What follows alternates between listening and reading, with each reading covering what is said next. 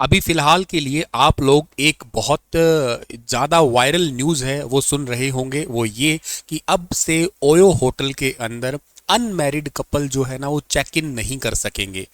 कहने का मतलब ये है कि अगर आपकी शादी नहीं हुई है तो अब आप ओयो होटल के अंदर चेक इन नहीं कर सकेंगे। और ओयो होटल जिनका नाम फिलहाल के लिए इसीलिए ही लगभग लगभग जाना जाता है। एक्चुअली क्या होता है कि जो अनमैरिड कपल यानी कि गर्लफ्रेंड बॉयफ्रेंड जिनकी शादी नहीं हुई है और वो अपना पर्सनल टाइम स्पेंड करने के लिए ओयो होटल के अंदर चेक इन कर लेते हैं, लेकिन अब से ओयो होटल में चेक इन नहीं कर पाएंगे। अगर शादीशुदा है तो ही, या अपना रिलेशनशिप स्टेटस है तो ही उसी रिलेशनशिप स्टेटस को दिखा के ही चेक इन कर सकेंगे। एक्चुअली क्या है नियम, इसी के बारे में हम बात करते हैं अभी। देखिएगा, अभी रिसेंटली ओयो ने अपनी पॉलिसी में बदलाव किया है और अपनी पॉलिसी में बदलाव एक्चुअली ये किए हैं। ओयो मतलब इंडिया में इसी के लिए जाने जाते थे कि बड़े ही फ्रेंडली। अब से पहले ये होता था कि होटल में जाने के लिए बहुत सारे प्रकार की आईडी वगैरह, लोकल आईडी होती है तो उनको एंट्री नहीं दी जाती थी। अब ओयो होटल आए थे तो उसकी वजह से क्या था कि लोकल आईडी के बाद भी easily check in easily checkout बहुत ईजी था। लेकिन ये नियम अभी सिर्फ और सिर्फ जो है ना उत्तर प्रदेश के एक मेरठ नाम की जगह जो है ना वहां पे ही अप्लाई किया गया है। और पूरे मतलब यूं कह सकते हो कि पायलट प्रोजेक्ट पे वहां पे लाया गया है। इसे पूरे इंडिया में अभी तक नहीं लाया गया है, केवल उत्तर प्रदेश के मेरठ नाम के जगह पे। और वो पे भी क्या है, उसमें भी क्या है, टर्म एंड कंडीशन है। वो भी होटल मालिकों को कहा गया है आप चाहें तो ये पॉलिसी लगा सकते हैं, चाहें तो आप ये पॉलिसी नहीं भी लगा सकते हैं। इट्स डिपेंड ऑन यू, कि आप पे निर्भर करता है कि आप इस पॉलिसी को फॉलो करें। हालांकि ये इमीडिएटली पूरे मेरठ पे लागू तो कर दिया गया है, लेकिन वो डिपेंड करता है लोकल होटल, क्योंकि होटल्स पे वहाँ पे क्या होता है कि जैसे एक तो प्रॉपर ही होटल होते हैं, कुछ वहाँ पे जैसे पीजी टाइप के हैं उनको भी ओयो का जो है ना अंडर पे लाया गया है।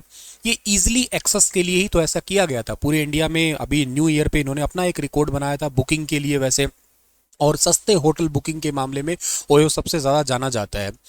तो ये क्यों किया गया सर ऐसा? ये इसलिए किया गया था कि मेरठ में ये फीडबैक मिला था या शिकायत मिली थी। कंपनी ने बताया कि उन्हें इसके लिए लोगों ने फीडबैक लिए थे और उसमें विशेष रूप से मेरठ से कई सामाजिक संगठन और लोगों ने कहा था कि ओयो में सिंगल लोगों को रूम ना दिया जाए। तो इसके अलावा कुछ अन्य शहरों में भी लोगों को, अविवाहित जोड़ों को अविवाहित ओयो होटल्स में चेक इन का परमिशन देने से रोकने की अपील की गई। इससे क्या होता है कि कहते हैं समाज में छवि खराब होती है। कई बार कुछ होटल तो ऐसे रेजिडेंशियल जगह पे ही होते हैं, लोग रह रहे हैं उनके पास ही होटल है, तो कहते हैं समाज में इनकी छवि खराब होती है। लाइब्रेरी के पास में, कॉलेज के पास, स्कूल के पास, तो कहते हैं इससे थोड़ी इमेज है वो डाउन होती है। दूसरी बात है कि जो कपल्स वगैरह हैं वो यहाँ पे, या यूं कह सकते हो कि जो मीटिंग वगैरह होटल्स में होती है वो आने से यहाँ कतराते हैं। उनको लगता है कि यहाँ पे तो ये कपल्स वाले होटल है, यहाँ नहीं जाना चाहिए। एक इंडिया में अभी के लिए जो इमेज बनी हुई है उसके बारे में बता रहा हूँ मैं।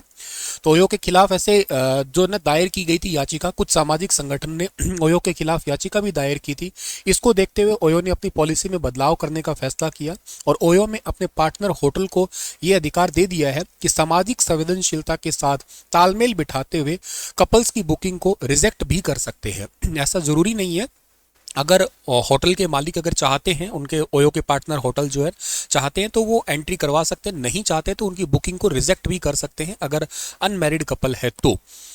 ओयो 2012 में रितेश अग्रवाल ने ओवरऑल स्टेज शुरू किया था ये, और 2013 जो है ना वो ओरावेल गुरुग्राम से ओयो के नाम से जो ना वो रिलॉन्च किया गया। 2015 में 184 करोड़ की सीरीज ए फंडिंग मिली और ऐप लॉन्च कर दिया गया।